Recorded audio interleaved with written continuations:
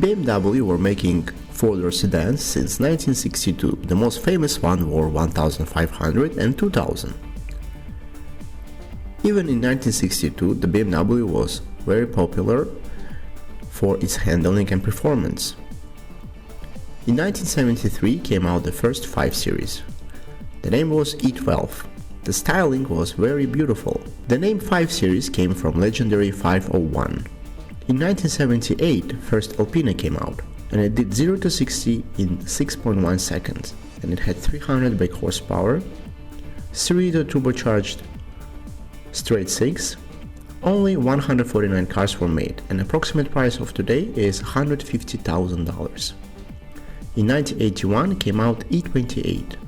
That was the first 5 Series that got anti-lock brakes, and it was the fastest diesel car in the world, with 524 TD. Also, the E28 was the first M5, with straight 6 3.5 liter, naturally aspirated. Now it costs from $80,000 to $100,000 in good condition. In 1988 came out E34. BMW drove 7 million kilometers on desert, snow, Alps, everywhere to test the 5 Series. BMW were developing 7 Series and 5 Series at the same time.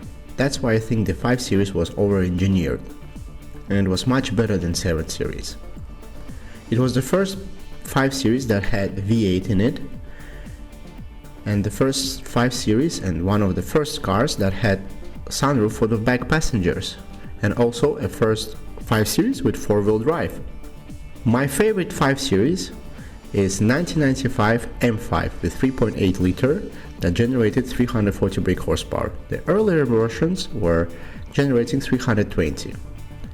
What I love about BMW E34 is the front grille. My favorite one, the latest model, because in the latest models the front kidney grills are a little bit bigger than in the past one.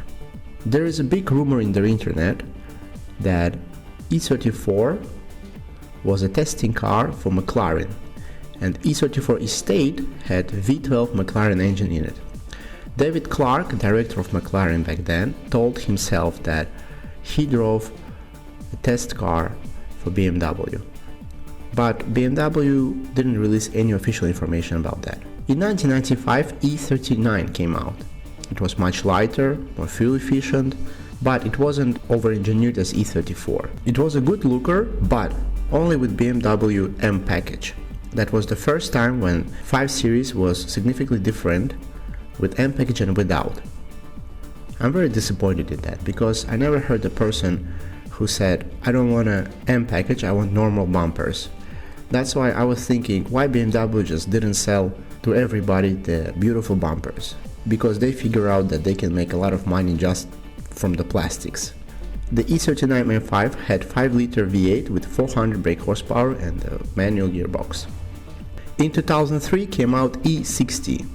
That was the first time when BMW started putting very cheap plastics and very bad leather inside of the cars. They justified as saving our planet Earth, but nobody cared about that. E60 was the first one who had really progressive technologies and was very far from other competitors. It had the iDrive and run flat tires. All this technology was not so necessary, to be honest. E60 is famous not for technology, it's famous for 5-liter V10. Some consider to be the best M5 that ever came out. It had 501 brake horsepower and it had manual gearbox. Only sold in USA and Canada.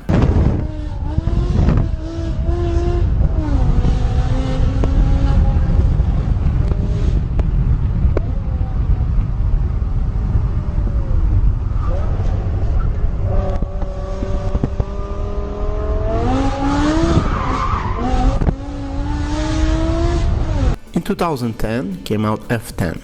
It was the first 5 Series that had 8-speed gearbox and a longer version, F18 for the China market, and the first one to have hybrid engine. The F10 M5 was the most craziest one. Had 575 brake horsepower from the twin turbo 4.4 liter V8, had 4-wheel drive, Also, BMW gave a little present to the M5 fans. They increased tank by 10 liters. Manual versions were available, but again only in Canada and USA.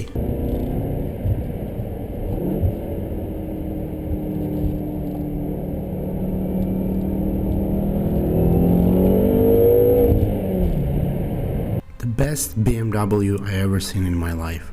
I love the way the headlight is one part of a grille and they're not separated. Last time BMW did that, it was in 1995 E34 final years of production, the facelift edition, and that looked astonishing even back then. The grille is contained, it's not all over the place, it's not huge like in X7 or 7 series in the new one, but here they did everything, just everything wonderful. So I would like to talk about aerodynamics. The airflow goes into the front bumper. It comes out from the back side, goes through the curve of the wheel, then inside of the main car frame, and then goes outside on the 4 doors. The airstream channeled very precisely, so there will be less noise and less aerodynamic drag. I think the first BMW that got this technique was BMW i8. If you know earlier car, please let me know in the comments. The back is perfect. Taillight, I like how they make the taillight one part of the vehicle. Just very beautiful and beautiful design touch. It looks perfect from any angle, even when you look at it from upside down. Leather is good, but you have to pay for it more additionally. It's not as good as it was in the 90s, but nevertheless much better than E30, much better than E60 and F10. What I don't like about interior, the only one thing, is this awful remote control. It's like 11 or 12 years old. Who uses it? Why does it need a purpose to exist? I just don't understand it, why it's here. But what I love about the interior, about the car generally, is the key. The best key in the world. Just nothing can compare to that.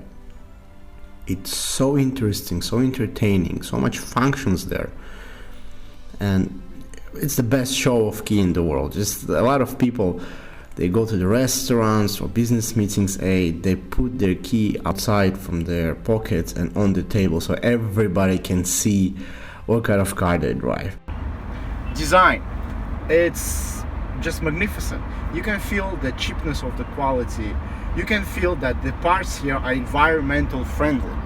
That's why there is no real actual hardcore wood like it used to be in the 90s in BMW. Nevertheless, the leather got so much better than before.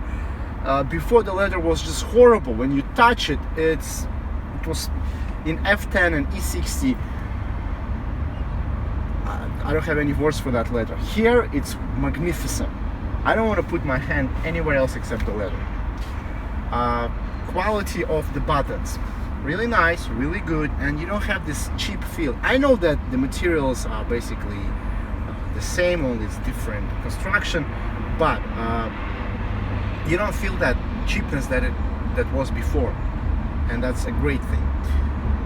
Entertainment system here, very high quality, really it's nice for my eyes, it's good to watch, and nothing to complain, really nothing to complain.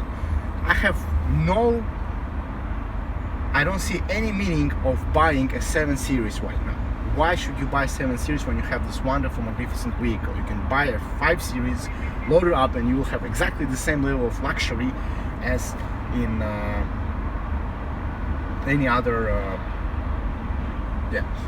Also, car is pretty comfortable when you drive it. The seats are really soft. Nothing to complain. Nothing to complain. Gesture control.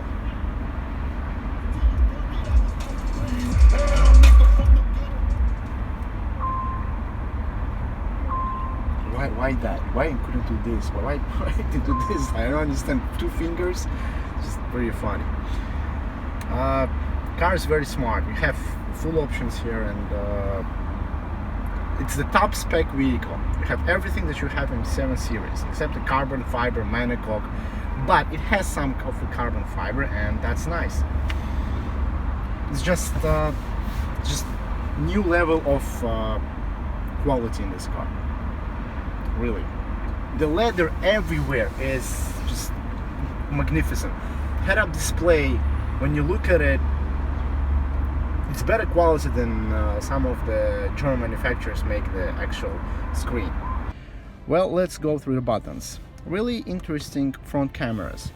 They help you when you're in traffic and you don't see what's coming. Just put your little front out and then you will see everything that is going on there. Also, iDrive system, they perfected it right now and it's much better than before. Basically 7 Series, nothing new here, really, everything. And the display here and the speedo, head-up display, really nice quality, really good for my eyes, really like it. Engine here is 2-liter straight 4, it has twin-scroll turbocharged. The main problems that all BMW engines had was valve turning. It usually would go crazy after 100,000 kilometers, or even earlier. But from 2013 models, there are less complaints about the valve turning problems. Name of the engine is B48. It's a very good and reliable engine, and BMW tries to put it almost in all the models, X1, 7 Series and even Mini. It generates 250 brake horsepower on the given model and 300 torques. Connected to 8-speed gearbox, which launches car from 0 to 60 in 6.1, 6.3 seconds, depends on which wheel drive car you have. The fuel consumption is 5.5 liters on the highway and 7 liters to 100 kilometers in the normal mode. You cannot say anything bad about it. The lightness of the car is just, it's amazing. You cannot even argue with that. It's so light that it feels like not a sports car, it even feels lighter than a sports car. I don't know what it feels like. It's just a feather feeling, you know, and I never drove a car this big and this light in my life. It's just, it changes directions without any hesitations, without any regrets or without any thinking. Just instant changing. Acceleration pedal, it's electric. Seriously, it's electric. The response from the pedal, just it knows what I want and when I want it. The engine and the transmissions are just best combination in the world. It's like best married couple. A lot of people hate this car because of the quality, but also a lot of people love this car.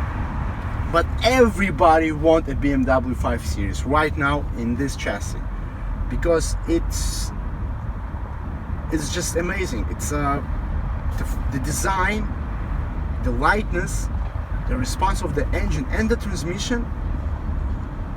You know, you cannot compare it to anything. And I cannot talk a lot about this car because I'm in love with this car. It's just general feel of the vehicle is amazing. And there's a lot of flaws, like door handles, they get frozen. Sometimes the rubber on the sunroof gets hard and makes some squeaky noise after 1 year of ownership, and I don't care. I really don't care about it because I fell in love. And first time in my life I want a new German four-door sedan. Never happened before. I always thought that the cars from the 90s are much better, but this just stole my heart away. And it's not even the M version or a V8, it's a 2-liter turbo. And to do that, not every day. To do that, it's quite amazing for me. Alright, I want to thank Showroom Autorité for giving opportunity. If you have orphanage near your house, please go there and just ask what they need, do some charity. If you can dedicate your time to do actual work, then do it. If not, just bring something they need, and you will make a great difference for a lot of people. Thank you so much for watching. Take care and bye bye.